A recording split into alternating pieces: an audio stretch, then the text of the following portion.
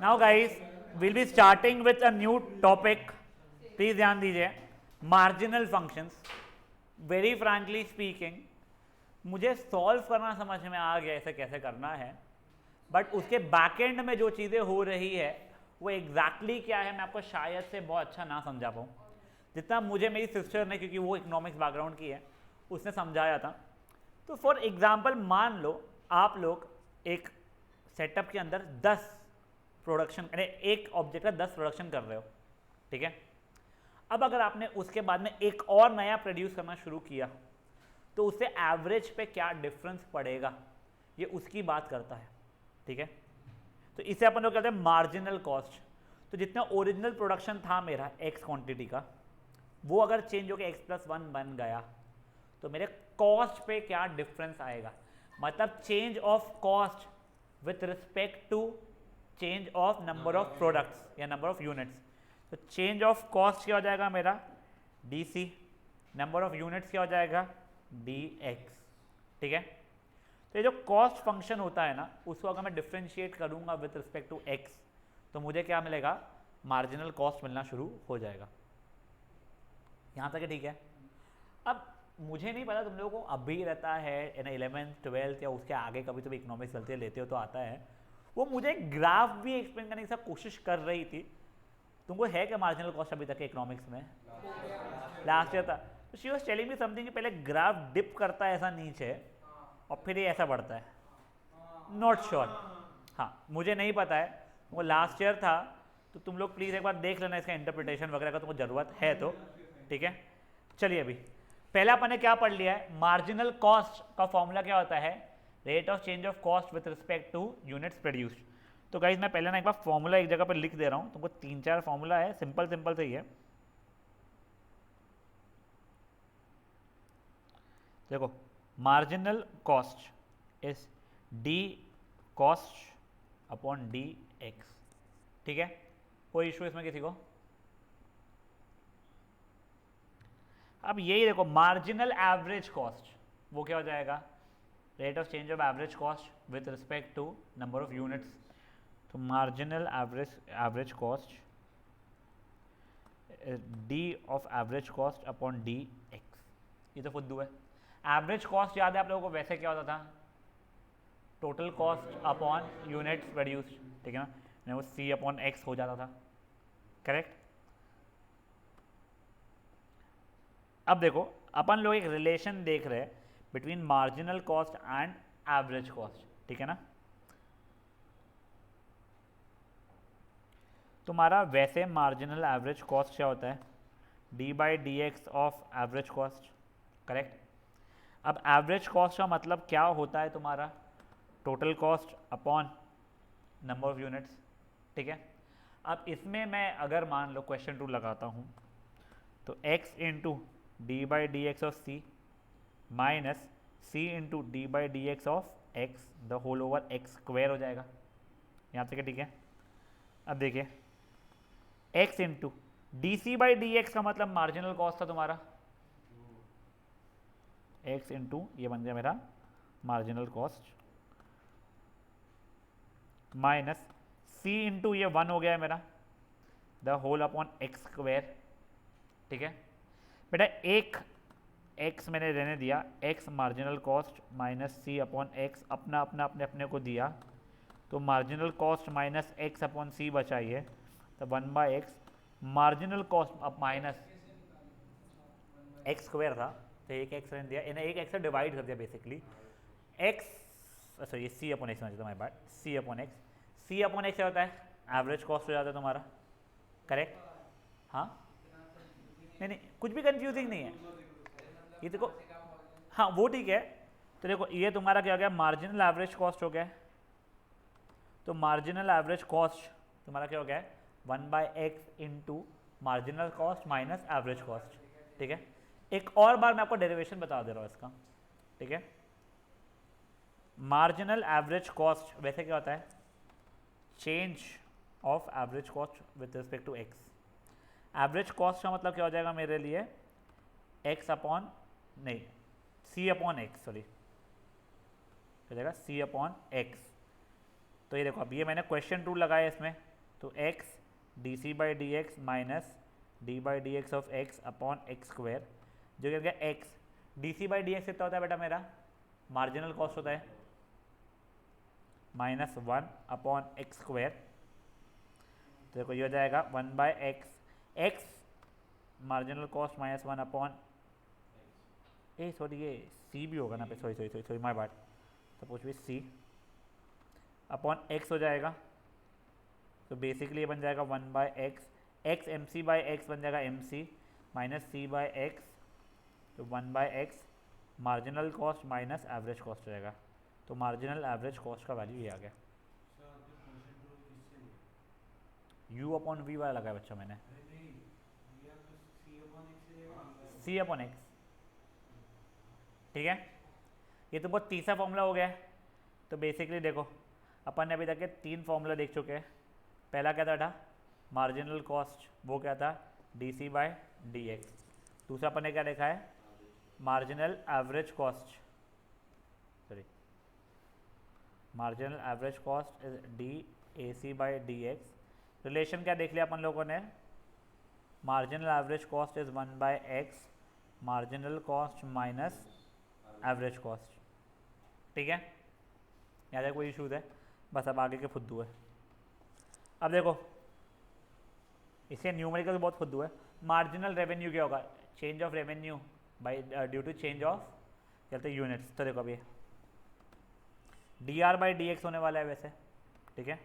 अब देखो मेरा आर का मतलब क्या होता है वैसे, हाँ रेवेन्यू, रेवेन्यू मतलब कहता है price into number of units, ठीक है। चलो पहले बार लिखते हैं, marginal revenue is D r by d x, ठीक है। क्या इसका मतलब P x upon D x हो जाएगा, रेवेन्यू को लिख सकता हूँ मैं। प्रोडक्ट रूल लगा रहा हूँ बच्चे लोग अब मैं, ठीक है। बेटा प्राइस वाला जो होता है डिमांड में जो आया था प्राइस का, that into number of unit sold, ठीक है। तो रेवेन्यू हो गया वो। अब देखो यहाँ पे मैंने प्रोडक्ट रूल लगाया था x into D P by d x plus P into D x by d x. यहाँ तक है, ठीक है। तो तुम्हारा एक और मार्जिनल रेवेन्यू कितना आ चुका है वैसे, P plus x D P by d x, ठीक है। अब उसको देखो उसने आगे यहाँ से एक्स कॉमन निकाला है सपोज, या पी कॉमन निकाल दिया है। वो तुमको समझेगा क्यों निकाला उसने पी कॉमन।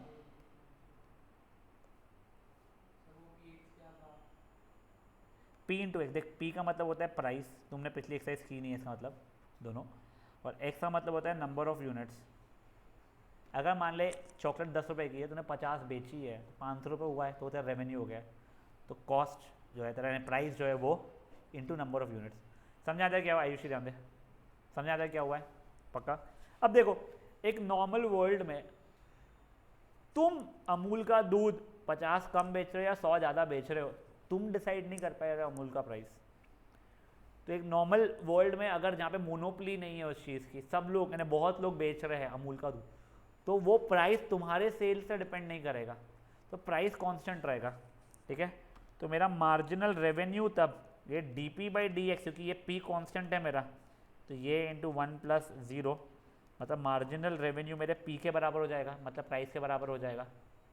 बट अगर मान लो यहाँ पे मोनोपली है, ठीक है, तो जैसे जैसे यूनिट्स का सेल बढ़ता है वैसे वैसे प्राइस घटता है, ठीक है। अगर प्राइस घट रहा है तो D P by d x मेरा निगेटिव हो चुका है, ठीक है, अगर मोनोपली है तो ये p into 1 minus x upon P, कुछ तो भी चल रहा है, मतलब ये बेसिकली तेरा निगेटिव टर्म होना शुरू हो जाएगा, ठीक है। ये पूरा अगर निगेटिव आ रहा है, निगेटिव टर्म है ना जो भी है, 1 से छोटा होना शुरू हो जाएगा तेरा टर्म, ठीक है। 1 से छोटा इंटू पी अगर तुम करोगे तो basically marginal revenue will become greater than price. समझा, सुधीर ध्यान दे, ये जब मोनोपली है तब की बात है, और ये यहाँ पे एक नॉर्मल वर्ल्ड की बात है। तो वही चीज़ आप लोगों को यहाँ पे आगे दी गई है, ये देखो कि प्योरली कॉम्पिटिटिव एनवायरनमेंट में मेरा प्राइस कांस्टेंट रहता है, तो उस कारण से D P by d x मेरा जो रहता है ना, rate of change of price मेरा 0 होने वाला है, तो मार्जिनल रेवेन्यू मेरा प्राइस के बराबर हो जाता है या फिर एवरेज रेवेन्यू के बराबर हो जाता है। बट एक मोनोपोलिस्टिक वर्ल्ड में मार्जिनल रेवेन्यू मेरा कम होना शुरू हो जाता है एवरेज प्राइस से। समझा ये चीज़ क्या हुआ है? पक्का? अब गाइस, अब प्लीज़ बहुत सिंपल सा है इसके क्वेश्चंस, एक एक करके देखो। तुमको टोटल कॉस्ट यानी कॉस्ट फंक्शन दिया गया है, तुमको एवरेज कॉस्ट पूछा है। कॉस्ट से एवरेज कॉस्ट के लिए अपन डिवाइड बाय एक्स कर लेते थे, याद है तुम लोगों को? हाँ, तो कुछ नहीं, ये पूरे फंक्शन को मैंने एक्स से अगर डिवाइड किया, मेरा average cost is cost upon x, तो आ जाएगा 0.0005 x square minus 0.7 x plus 30 plus 3000 x. बच्चा मैं डिफ्रेंशिएट नहीं कर रहा था, ये मैंने डिवाइड किया है सर, ठीक है ना? ये हो गया। फिर मार्जिनल कॉस्ट पूछ रहा है। मार्जिनल कॉस्ट क्या था? ये कॉस्ट का derivative with respect to x, तो वो क्या हो जाएगा 0.0015 x square minus 1.4 x minus 30। समझा चीज़ क्या हुआ है? मैंने इसके लिए डिवाइड बाय एक्स किया, इसके लिए डिफ्रेंशिएट किया, ठीक है? नेक्स्ट क्वेश्चन देखिए आप लोग। If the total cost function, ये टोटल कॉस्ट फंक्शन दिया गया है, then show that average cost की वैल्यू ये है जो अपन लोग पहले कर चुके हैं, ठीक है ना? देखो पहले मैं एवरेज कॉस्ट निकाल रहा हूँ। एवरेज कॉस्ट क्या होने वाला है मेरा? A upon x plus b plus c x, ठीक है? अब rate of change of average cost, इसका डेरिवेटिव हो जाएगा, मतलब minus a upon x square plus c हो जाएगा। ये मेरा LHS था, ठीक है? अब मैं RHS के लिए, मेरा मार्जिनल कॉस्ट कितना होने वाला है बेटा? एक सेकंड, हाँ, अब देखो मार्जिनल कॉस्ट होता है डिफ्रेंशिएशन ऑफ कॉस्ट होता है विद रिस्पेक्ट टू एक्स, तो वो कितना हो जाएगा? इसका differentiation with respect to x हो जाएगा b प्लस 2cx हो जाएगा। और मेरा एवरेज कॉस्ट की वैल्यू कितनी थी? वो तो दी हुई थी, देखो 1/x marginal cost minus average cost, 1/x cx minus a upon x, मतलब आ जाएगा c minus a upon x square. यही आ रहा है दोनों के दोनों। समझा ये चीज़ क्या हुई है? भाई समझ रहा है ना? एग्जाम्पल नंबर 3 देखो, तुमको कॉस्ट फंक्शन दिया गया है, तुमको मार्जिनल कॉस्ट निकालना है। क्या करोगे? Derivative with respect to x, वो आ जाएगा। एवरेज कॉस्ट निकालना है, ये डिवाइड बाय एक्स, फिर ये प्रूफ करना है marginal average cost. Marginal average cost मतलब रहता है average cost divided by x, derivative of x, sorry, इसका विद रिस्पेक्ट टू, जो तुमने ऊपर किया था एग्जैक्टली वही क्वेश्चन है यहाँ पे भी, ये तुम लोग कर सकते हो फिर, ठीक है? एग्जाम्पल नंबर 4 देखो। अब देखो, अब तो क्वेश्चन डिफिकल्ट पर अच्छा है। The rate of change of total cost of a commodity per unit x is called marginal cost of the commodity, ठीक है? ये रिलेशन दिया गया है, ये तुम्हारा टोटल कॉस्ट है बेटा, है, ठीक है? कॉस्ट फंक्शन है। तुम लोगों को ये प्रूफ करना है कि मार्जिनल कॉस्ट कंटिन्यूसली गिरेगा अगर मेरा आउटपुट इंक्रीज होगा, तो यानी जैसे जैसे एक्स बढ़ेगा वाई तुम्हारा डिक्रीज होगा, मतलब तुम लोगों को इसको एक डिक्रीजिंग फंक्शन दिखाना पड़ जाएगा, ठीक है? इसको नहीं, सॉरी, तुम्हारे मार्जिनल कॉस्ट को। तुमने पहले मार्जिनल कॉस्ट की फंक्शन निकाला, देखो ये तुम्हारा कॉस्ट फंक्शन है, ठीक है? तो मार्जिनल कॉस्ट क्या हो जाएगा तुम्हारा? रुक जाओ, पहले कॉस्ट फंक्शन को ढंग से लिख रहा हूँ मैं। ये कॉस्ट फंक्शन में एलसीएम लेके खोलपिल कर रहा हूँ मैं। 3x square plus 21x plus 5x plus 25 the whole over x plus 5, 3x square plus 26x plus 25 upon x plus 5 हो रहा है बच्चों लोग, ठीक है मेरा? तब देखो अब मेरा मार्जिनल कॉस्ट क्या हो जाएगा? इसका डेरिवेटिव, फाइन, मैं डायरेक्टली उसका आंसर उठा ले रहा हूँ। उसका डेरिवेटिव ये आ रहा है बेटा, ये मेरा मार्जिनल कॉस्ट आ रहा है। अब मुझे क्या बोल रहा है बच्चा वो चीज़ कि ये मार्जिनल कॉस्ट जो है ये ऑलवेज डिक्रीजिंग फंक्शन रहेगा।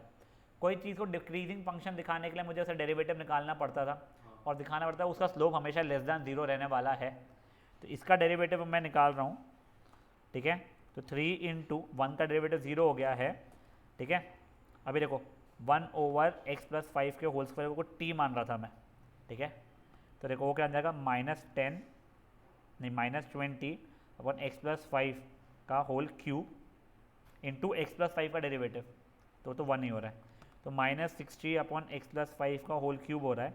x क्योंकि तुम्हारा नंबर ऑफ यूनिट्स है तो वो हमेशा पॉजिटिव रहेगा, तो डिनोमिनेटर तुम्हारा पॉजिटिव है, उसका क्यूब पॉजिटिव है, तो ये पूरा पूरा आंसर तुम्हारा नेगेटिव हो जाएगा। तो स्लोप हमेशा तुम्हारा कैसा रहने वाला है? नेगेटिव रहने वाला है, मतलब this is becoming marginal cost is a decreasing function. समझा? बेटा एग्जाम्पल नंबर 5 पे आ जाइए आप लोग। The cost of manufacturing x units ये है, ठीक है, cost of manufacturing x units ये है, मतलब ये क्या हो गया तुम्हारा कॉस्ट फंक्शन हो गया तुम्हारा। फाइंड द आउटपुट जहाँ पे तुम्हारा एवरेज कॉस्ट जो रहेगा डिक्रीजिंग है या इंक्रीजिंग है। पहले तो मेरे को एवरेज कॉस्ट निकालना पड़ गया, एवरेज कॉस्ट हो जाएगा 3x + 15 + 27/x, हमारा एवरेज कॉस्ट हो गया। अब ये कहाँ पे इंक्रीजिंग है या कहाँ पे डिक्रीजिंग है, उसलिए इसको डिफ्रेंशिएट करना पड़ेगा मुझे, ठीक है। इसको डिफ्रेंशिएट किया 3 - 27/x², ठीक है, इन्हें 3x² - 27/x², 3 कॉमन निकला, x² - 9 तो x + 3 x - 3/x², ठीक है। मुझे इंक्रीजिंग चाहिए तो ग्रेटर देन 0 लेना पड़ेगा। तो देखो अब ये तो पॉजिटिव, ये इवन हो गया है, उसका पावर तो कोई ज़रूरत नहीं है, एक -3 एक +3 प्लस माइनस प्लस। अब प्रॉब्लम क्या है, एक्चुअली 0 से कम हो ही नहीं सकती है, तो ये इसके पहले को पूरे को इग्नोर ही कर रहा हूँ मैं। तो बेसिकली जब जब 3 से बड़ा रहेगा तब तक मेरा क्या रहेगा, वो इंक्रीजिंग फंक्शन रहेगा। जब जब 0 से लेकर 3 रहेगा तब तक वो डिक्रीजिंग फंक्शन रहने वाला है, ठीक है। नेक्स्ट इसने क्या दिया हुआ है, पता करो कब तुम्हारा एवरेज कॉस्ट और मार्जिनल कॉस्ट इक्वल रहने वाला है। तो ये तो एवरेज कॉस्ट हो गया मेरा, ठीक है। अब मार्जिनल कॉस्ट निकालना तो इसको डिफ्रेंशिएट करना पड़ेगा विद रिस्पेक्ट टू एक्स, ठीक है। तो देखो मेरा मार्जिनल कॉस्ट कितना हो रहा है 15 + 6x, इन दोनों को इक्वेट करूँगा, जो भी आंसर आएगा x का वो मेरा फाइनल आंसर हो जाएगा। कोई इशू है किसी को इसमें? नेक्स्ट देखिएगा इस example number 6, the average cost function associated with producing and marketing x units for a given item. ये तुमको एवरेज कॉस्ट ये दिया गया है, क्या तुमको समझ में आ रहा है ना? हाँ या नहीं? तू हाँ बोल रहा है। गाइस देखो सुनो सुनो सुनो, don't make it center point 2.0 for yourself. If you are not understanding something ask please Amartya. I'll repeat the whole concept if anyone one of you asks. एक भी बच्चा मैं पूरा कंसेप्ट बता दूंगा, आगे का एक क्वेश्चन समझ में नहीं आएगा। नहीं तो कोई है जो चाहता है एक बार पूरा कंसेप्ट रिपीट कर दो। ये मत सोचो सर सिर्फ फॉर्मूला तो है, फॉर्मूला बना के मैं कर लूंगा। You guys are not from IB board, तुम लोगों को फॉर्मूला चार्ट ले जाने नहीं मिलता है, उनको मिलता है फॉर्मूला चार्ट ले जाने के लिए। कोई चाहता है एक बार आपस में बताओ, पूरा तो बता दूंगा please. Guys anyone sure? The average cost function, तुमको ये एवरेज कॉस्ट दिया गया है, ठीक है। फाइंड टोटल कॉस्ट, अगर एवरेज कॉस्ट से टोटल कॉस्ट से आना है तो मल्टीप्लाइड बाय x करूंगा मैं, तो मेरा कॉस्ट फंक्शन का जाएगा 2x² - 11x + 50। अब मुझे मार्जिनल कॉस्ट चाहिए है तो इसको मुझे डेरिवेटिव निकालना पड़ेगा इसका, समझा। Find the range of values of x where average cost is increasing. अब अगर एवरेज कॉस्ट मुझे इंक्रीजिंग चाहिए है, मतलब ये फंक्शन मुझे कहाँ कहाँ पे इंक्रीजिंग है वो चाहिए, तो इसका डेरिवेटिव जहाँ जहाँ पे ग्रेटर देन 0 रहेगा वहाँ पे इंक्रीजिंग रहेगा। फेयर इनफ है? या तुम लोगों को स्कूल वालों ने कहाँ से इस पर स्टार्ट कर दिया, तुमको इंक्रीजिंग डिक्रीजिंग समझाए नहीं है। नहीं वो ठीक है, बट स्टिल। अब देखो guys, this is a nice question. क्या दिया गया है, डिमांड फंक्शन P यानी प्राइस रहता है, तुमको ये दिया गया है, तुमको दिखाना है कि मार्जिनल रेवेन्यू, देखो अभी रेवेन्यू की बात हो रही है, decreases with increase in x, ठीक है। पहले तुमको रेवेन्यू चाहिए, रेवेन्यू का फॉर्मूला याद है, price into number of units. तुम्हारा रेवेन्यू फंक्शन क्या जाएगा AX/X + B - CX, यहाँ तक है, ठीक है। अब तुमको क्या दिखाना है, मार्जिनल रेवेन्यू। पहले मार्जिनल रेवेन्यू क्या हो जाएगा, इसका डेरिवेटिव हो जाएगा, इसका डेरिवेटिव क्या होने वाला है x + B × A - AX × 1/x + B का होल स्क्वायर -C होने वाला है बच्चा लोग, करेक्ट। तुम लोग ऊपर का खोलोगे AX कटेगा तो बन जाएगा AB/x + B का होल स्क्वायर -C। ये बच्चा लोग मेरा मार्जिनल रेवेन्यू की वैल्यू आ गई है। अब मुझे दिखाना है कि ये जो फंक्शन है that is a decreasing function, ठीक है। तो मुझे इसको फर्दर डेरिवेटिव निकालना पड़ेगा इसका। अब derivative of marginal revenue with respect to x is becoming -AB/x + B, नहीं -2AB/x + B का whole cube. Positive positive positive, देखो a और b ग्रेटर देन 0 दिया गया था, x has to be positive, positive plus positive, positive का cube positive, ये पूरा का पूरा पॉजिटिव इंटू नेगेटिव, तो नेगेटिव आ गया। मतलब स्लोप हमेशा लेस देन 0 रहने वाला है, तो it is going to be a decreasing function. 8 वाला देखिए अभी, रेवेन्यू फंक्शन दिया गया है, आपको डिमांड यानी प्राइस पी निकालना है। तो देखो P into x was revenue, तो P की वैल्यू कितनी हो जाएगी R अपॉन एक्स, तो वो कितनी हो जाएगी 100 माइनस एक्स स्क्वायर, ये हो गई। मार्जिनल रेवेन्यू फंक्शन चाहिए तुम्हारे को, तो ये रेवेन्यू है, इसको डेरिवेटिव निकालोगे तो इसका मार्जिनल रेवेन्यू आ जाएगा तुम लोगों का, कोई इशू। 9th क्वेश्चन देखिए, डिमांड यानी प्राइस तुमको दिया गया है, फाइंड मार्जिनल रेवेन्यू। तो पहले यहाँ से नहीं, पहले रेवेन्यू निकालना पड़ेगा बेटा। देखो तो रेवेन्यू फंक्शन तेरा क्या बन रहा है 200x plus 20x square minus x cube. अब इसका डेरिवेटिव निकालेगा तो मार्जिनल रेवेन्यू आएगा, ठीक है ना। तो मार्जिनल रेवेन्यू तेरा हो रहा है 200 plus 40x minus 3x square. अब obtain marginal revenue when 10 items are sold. तो मार्जिनल रेवेन्यू जब मेरे 10 आइटम सेल हो रहे थे, तो ये प्लस 400 माइनस 300, ठीक है 600, 300 आ रहा है मेरा, ठीक है। अब वो बोल रहा है रेवेन्यू 11 माइनस रेवेन्यू 10 की वैल्यू बताओ और इंटरप्रेट करो। तो बेटा रेवेन्यू 11 तुम्हारा रेवेन्यू फंक्शन ये था, तुम रेवेन्यू 11 माइनस रेवेन्यू 10 जब कर रहे हो तो उसकी वैल्यू अप्रोक्सीमेट 289 आ रही है। इसका interpretation I am so sorry मैं नहीं बता पाऊंगा, मुझे खुद को नहीं पता है, मैं बहुत फ्रैंकली तो बता रहा हूँ। हाँ आर देखिए तेरा आर ऑफ एक्स जो फंक्शन बनाया था सबसे पहले, इसमें 11 डालना, तो इसमें 10 डालना और आंसर निकालना, ठीक है। उसने यहाँ पे दिया हुआ है अनइंटरप्रेटेड आई एम नॉट श्योर यार। तो 1 मार्क का देंगे भाई, 1 मार्क का देंगे अगर दिए तो। हाँ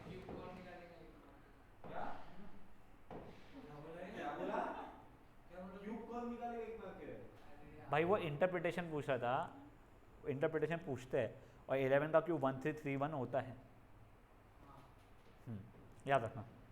10 का क्यूब कैलकुलेट कर लेना कितना, ओहो तो वैसे ही दिमाग लगाए कर लेना आप। नेक्स्ट क्वेश्चन गाइस, ये कॉस्ट आपको फंक्शन दिया गया है बच्चा लोग, ठीक है।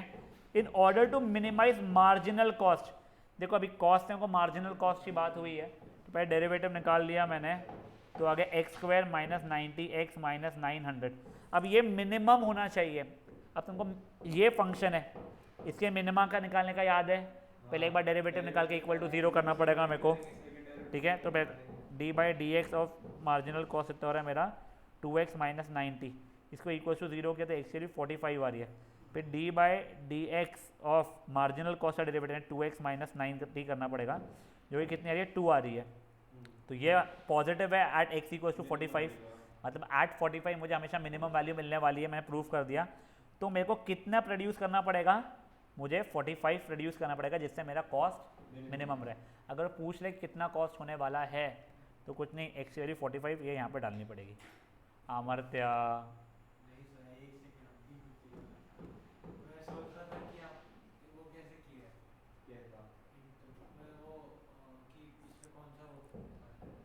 किसमें क्या,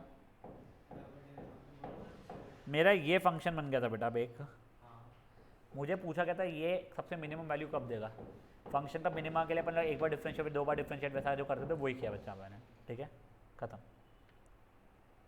समझा क्या, पहला derivative equal to 0, second derivative में डालते थे, पॉजिटिव आया तो मिनिमा, नेगेटिव आया तो मैक्सिमा, 0 आया तो पॉइंट ऑफ इन्फ्लेक्शन के लिए चेक करो, थर्ड डेरिवेटिव। हाँ गाइस अब 11th वाला क्वेश्चन देखिए बच्चा लोग please. The cost of manufacturing certain items consist of 1600 रुपये as overheads, 30 rupees per item as cost of material and labour cost as this for x items produced. तो देखो तो मेरा टोटल कॉस्ट फंक्शन मुझे बनाना पड़ेगा, ये ओवरहेड्स प्लस 30 पर item मतलब 30x प्लस लेबर कॉस्ट है एक्स स्क्वायर अपॉन 100। तो मेरा एक कॉस्ट फंक्शन बन रहा है बच्चा लोग, ठीक है। अब इसके बाद में क्या बोला है, how many item should be, ठीक है, how many item should be produce to have a minimum average cost, ठीक है। तो मुझे पहले एवरेज कॉस्ट निकालना पड़ेगा, तो 1600 upon x plus 30 plus x upon 100 रहेगा, ठीक है। अब इसका मिनिमा निकालना है, डिफरेंशिएट इक्वल टू 0 वैल्यू देगी, डबल डिफरेंशिएट वहाँ पे डाल के देखना पड़ेगा, ठीक है। ये हो गया 11th वाला। 12th वाला देखिए बेटा, अगेन अ गुड क्वेश्चन।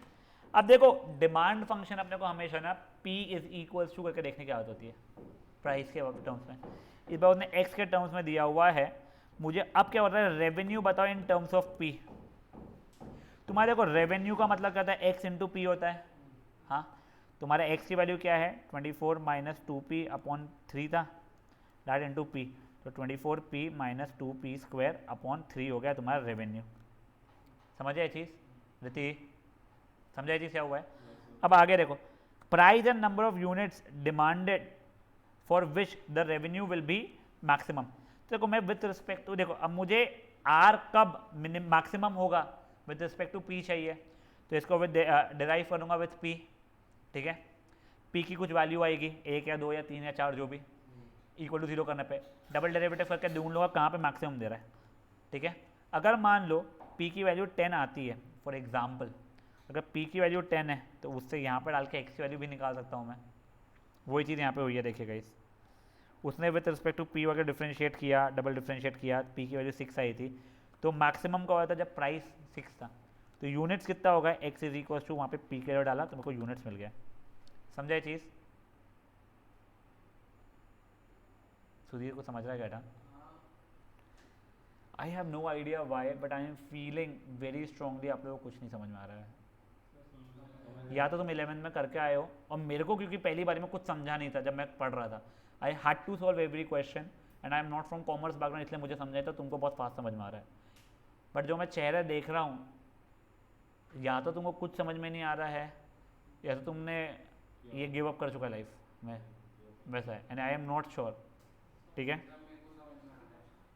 नहीं तुम लोग बोल रहे हो तुम्हें समझ में आया तो ठीक है, लेट्स सी। अब देखो गाइस ये वाला, a steel plant is capable of producing x tons per day, ये क्वेश्चन बहुत अच्छा लगा मुझे। देखो देखो देखो ध्यान दो, x tons per day of low grade steel, ठीक है, and y tons per day of high grade steel, relation के बीच में ये दिया गया है। अब बोला गया है कि if the fixed price of low grade steel is half the price of high grade steel, तो अगर मान लो लो ग्रेड स्टील का प्राइस है P और हाई ग्रेड का हो जाएगा अपने आप 2P। ठीक है, अब अपने को क्या बोला है, find the quantity of low grade steel that should be produce, तो आपको मैक्सिमम रिसीव्स हो रहे हैं, मैक्सिमम रिसीव्स मतलब मैक्सिमम रेवेन्यू। ठीक है, पहले रेवेन्यू अगर तुमको निकालना है तो प्राइस इंटू क्वांटिटी करनी पड़ेगी। ठीक है, तो price into low grade plus price into high grade.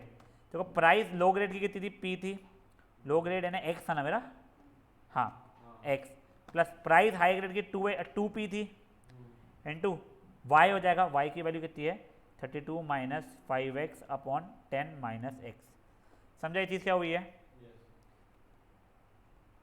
तुमने सबको एलसीएम उलसीएम लिया, ये आंसर निकाला, तुम्हारा ये रेवेन्यू आ गया है। अब कुछ नहीं, डिफ्रेंशिएट करके इक्वल टू 0 करके तुम लोग मैक्सिमम वैल्यू निकालना शुरू कर लोगे। ठीक है, that was 13th example. Sorry देख देख 13th एग्जाम्पल क्या बोल रहा है तेरे को, तेरे पास दो क्वालिटी के स्टील्स है, low grade high grade. Low grade P में बिकता है तो हाई ग्रेड 2p में बिकता है। तेरा रेवेन्यू कितना हो जाएगा, price of low grade into quantity of low grade plus price of high grade into quantity of high grade. Price of low grade है p, क्वांटिटी है x, plus price of high grade है 2p, quantity है y, तो px plus 2py हो गया था। y की जगह पे तूने जो वैल्यू थी वो डाल दी, एलसीएम लेकिन तूने फंक्शन बना लिया, वो तेरा रेवेन्यू फंक्शन आ गया, खत्म। उससे आगे तो कोई इतना स्ट्रेस नहीं है। यहाँ तक है ठीक है भाई लोग, that is example number 13th। 14 देखिए, अब तुमको कॉस्ट फंक्शन ये दिया गया है and selling price per unit ये दिया गया है, when will be the profit maximum. अब देखो देखो देखो देखो, मेरे को प्रॉफिट का मतलब क्या होता है, revenue minus cost price. Revenue कितना हो जाएगा, price into number of units, price मुझे 6 दिया हुआ है तो ये 6x हो जाएगा, माइनस जो पूरा कॉस्ट फंक्शन है वो, तो इससे मेरा प्रॉफिट आ चुका होगा, प्रॉफिट का फंक्शन बन जाएगा। अब ये मैक्सिमम का बोला है तो मैं मैक्सिमम निकालना आता है। समझा क्या हुआ है? That is example number 14। Example number 15 देखो, अभी a firm has cost function ये एंड डिमांड फंक्शन ये है। ठीक है, right the total revenue. Total revenue क्या हो जाता है, p इंटू एक्स हो जाता है। अब देखो इन टर्म्स ऑफ x लिखना है। ठीक है, तो यहाँ से देखो p is equals to 100 minus x हो रहा है वैसे, तो देखो मेरा रेवेन्यू क्या हो जाएगा, p इंटू एक्स मतलब 100 माइनस एक्स इंटू एक्स। ठीक है, तो वो 100x माइनस एक्स स्क्वायर जो भी हो रहा है। Formulate total profit.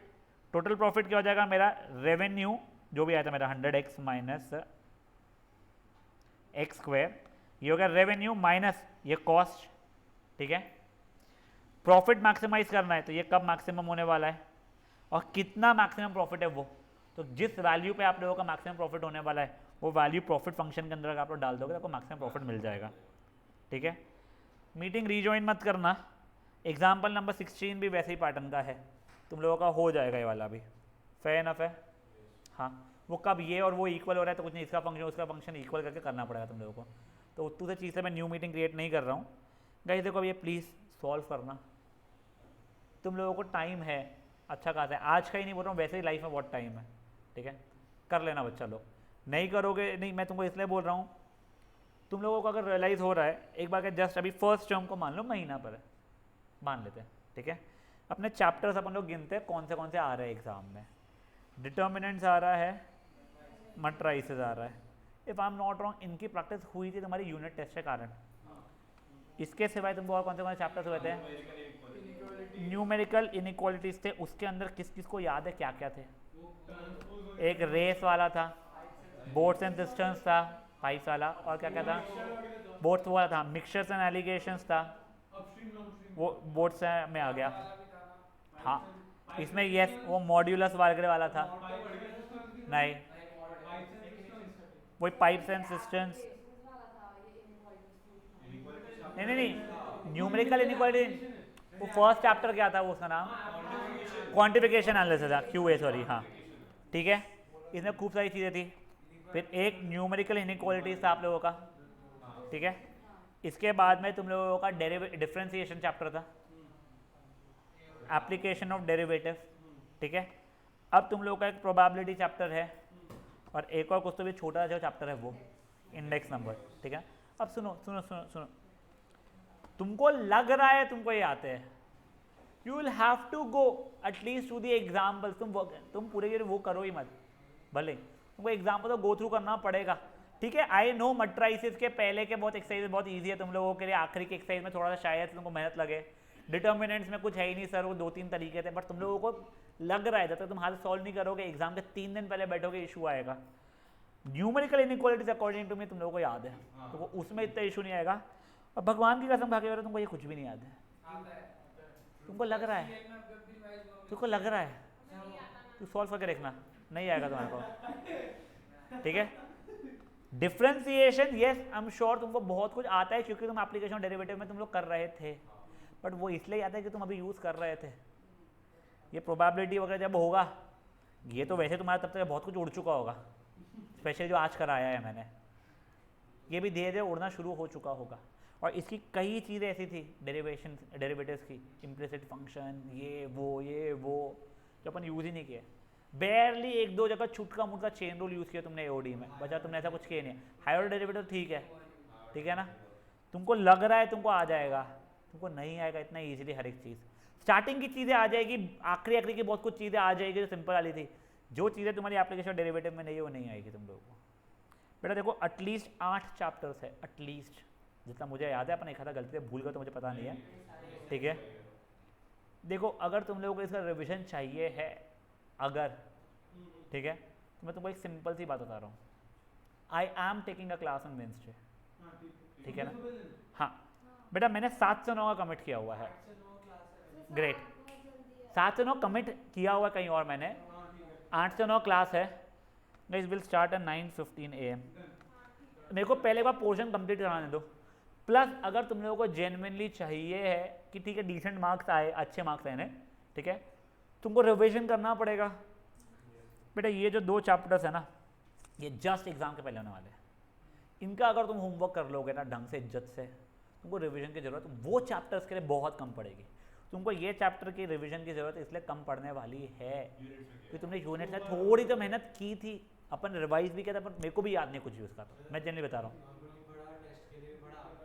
नहीं ग्रेट, तो वही बोल रहा हूँ, तुझे तब भी करना पड़ेगा कि मैं तुझे अब भी अगर क्वेश्चन दे दूंगा तो भी तेरे को याद नहीं आएगा, बट येस मैं पढ़ाऊंगा तुझे फटफट याद आ जाएगी चीज़ें।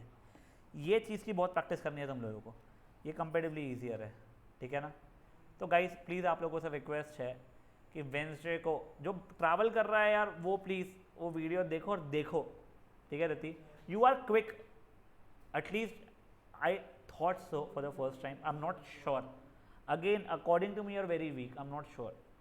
चल ठीक है, मैं तेको मेरा इंटरप्रिटेशन बता रहा हूँ, तुझे रूड लग रहा हो वो अलग बात है, बट मैं तुमको क्लियरली बता रहा हूँ बेटा, ये 8 चैप्टर्स अगर तुम मेरे पढ़ाने के बाद मुझको बोलो ना पेपर दो सर, मैं नहीं दे सकता हूँ। I need a lot of revision for these. मेरे को 8, 9, 10 तो तुम बोलो कभी भी उठा के पेपर दे दो सर, मैं खुशी खुशी दे दूँगा मैथ्स साइंस का, मैथ्स फिजिक्स केमिस्ट्री का। ये तुम मुझे बोलोगे ना, मैं न्यूमेरिकल इनइक्वालिटी, डिफरेंशिएशन, एप्लीकेशन और डेरिवेटिव छोड़ के एक चैप्टर का टेस्ट नहीं दे सकता अभी। और अगर मैं नहीं दे सकता हूँ तो मतलब ये तुम नहीं दे सकते हो। तुमने मेरे ज़्यादा प्रैक्टिस की है, तुमने होमवर्क किया है, अगर तुमने मुझसे बहुत ज़्यादा प्रैक्टिस की है, मैं तुमको ऊपर समझा है, बट ये मेरे को एक बार रिविजन का तुम टाइम दे दोगे, अब वो जितना भी टाइम लगता है तो मैं पक्का हो सकता हूँ मैं पेपर देता हूँ। और same will happen with you. There is not much difference between your thinking level and my thinking level. मैंने भी मैथ्स 12th के आगे मैथ्स पढ़ा नहीं है, हम लोगों ने इंजीनियरिंग का मैथ्स जो पढ़ा था वो बहुत डिफरेंट चीज़ें थी। ठीक है guys, tomorrow will be starting with probability, genuine request, be on time and come offline. ठीक है, आप लोग तो आए ही हो, बच्चे आपके फ्रेंड्स को भी बोलना, अपने सरदार को भी बोलना, वो ठीक है, वो तुम्हारे पास नींद पूरी हुई है नहीं हुई है वो तुम देख के आओ। ठीक है, चलिए बाय गाइस।